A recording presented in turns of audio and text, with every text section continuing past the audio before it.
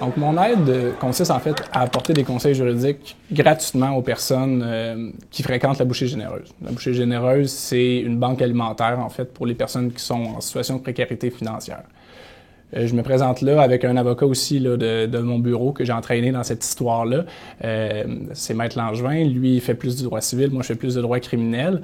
Et à deux, on essaie de répondre à toutes les questions d'ordre juridique que les personnes qui viennent nous voir s'interrogent. Donc, on fait de tout. On fait autant des contestations là, de bien-être social que des situations de régie du logement, qu'évidemment des situations de criminalité.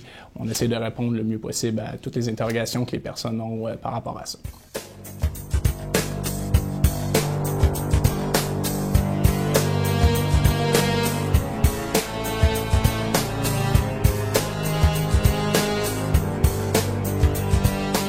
La nature de la clientèle, bien évidemment, puisque je donne des conseils à la bouchée généreuse, la nature de la clientèle, évidemment, c'est des personnes qui sont défavorisées.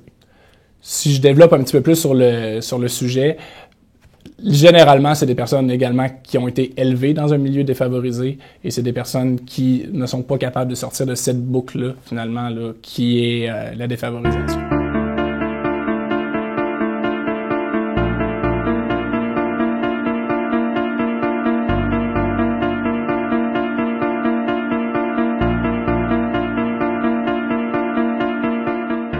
Le principal besoin de la clientèle provenant des milieux défavorisés, moi je dirais que c'est un besoin d'organisation au sens large du terme. C'est souvent des personnes qui n'ont pas été beaucoup encadrées dans leur vie et qui désormais ont de la misère à s'organiser, que ce soit des problèmes très simples comme payer un loyer, régler une pension alimentaire, gérer un budget. C'est toutes des situations qui, pour beaucoup de personnes, ça vient naturellement, mais quand on a été élevé dans un milieu défavorisé et qu'on a été dépourvu là, de modèles, ça devient très compliqué finalement, là, gérer l'ensemble des problèmes qu'une personne normale dans la société pourrait avoir. Les problèmes relatifs à la clientèle, bon, évidemment, sont larges. Comme j'ai dit, on couvre tous les types d'aspects là, qu'une personne peut avoir comme problème en fait dans sa vie, que ce soit autant au niveau criminel qu'au niveau financier, qu'au niveau familial. Mais qu'est-ce que je pourrais dire? La ligne directrice vraiment de ce type de clientèle-là, c'est vraiment des problèmes qui sont issus de leur désorganisation à la base. Donc, soit qu'ils se font cotiser par le bien-être social parce qu'ils ont mal fait leur rapport, ils ont mal tenu au courant de leur dossier, des personnes qui ont des loyers en retard, des personnes qui avaient signé un contrat qui ne sont plus capables de respecter parce qu'ils n'avaient pas bien compris les tenants et aboutissants de ce contrat-là. Plein de situations comme ça qui finissent par amener beaucoup de problèmes au niveau personnel et qui, ultimement, finissent par amener à la délinquance et à la criminalité pour pallier, finalement, les autres problèmes organisationnels qu'ils avaient déjà dans leur vie.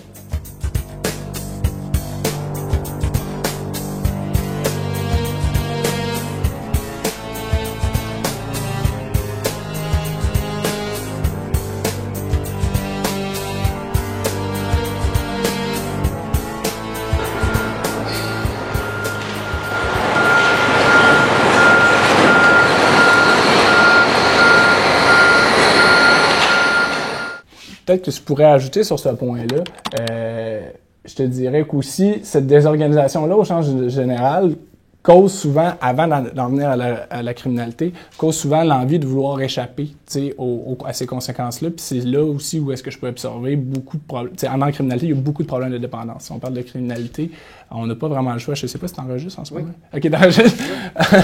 Dans la criminalité, il y a beaucoup de problèmes de dépendance et j'ai l'impression que c'est aussi issu de cette désorganisation-là. Des personnes tentent de fuir la réalité pendant un certain moment et finissent par être vraiment dépendants à ces substances-là qui leur font oublier, en fait, l'ensemble des problèmes qu'ils peuvent avoir, autant au niveau émotif, personnel que financier, et qui finissent un jour ou l'autre par les rattraper. Et finalement, les dettes qui finissent par engendrer ces dépendances-là, les poussent à faire des délits, que ce soit des vols, que ce soit de la fraude, que ce soit du trafic de stupéfiants pour pouvoir consommer eux-mêmes leur propre substance. C'est souvent ça qui mène à la criminalité. En fait, je regardais un article récemment qui évaluait qu'en ce moment au Canada, c'est 84% de la population carcérale qui a un problème de dépendance, que ce soit à l'alcool ou aux stupéfiants.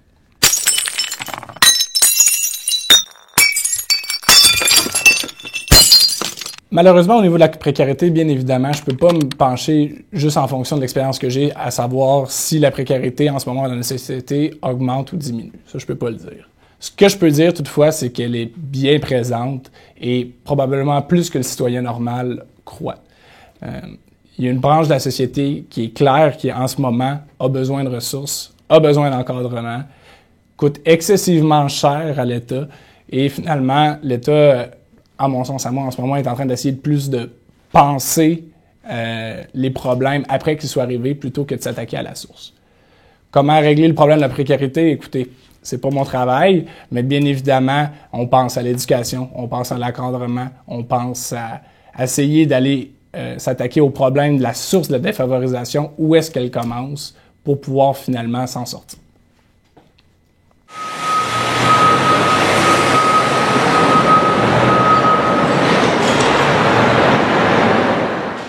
Pourquoi je fais ce travail-là? En fait, pourquoi je fais ce travail-là, c'est pour la même raison que je fais la profession d'avocat en tant que telle. Moi, qu'est-ce qui m'attirait dans cette profession-là? C'est vraiment la relation d'aide avec l'humain.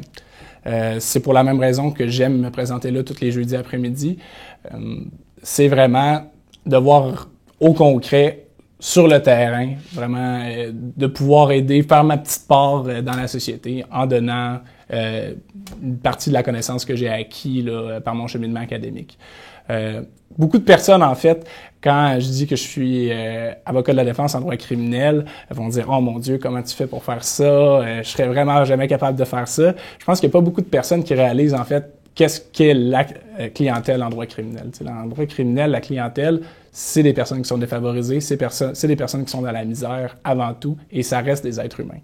Une grosse partie de la job d'un avocat de la défense, en fait, se rapproche au travail social. C'est vraiment d'essayer le mieux qu'on peut en les alignant avec les ressources nécessaires, en proposant des sentences qui sont personnalisées, essayer le mieux qu'on peut finalement de pouvoir sortir ces personnes-là de la précarité, autant financière que sociale, que ces personnes-là se retrouvent.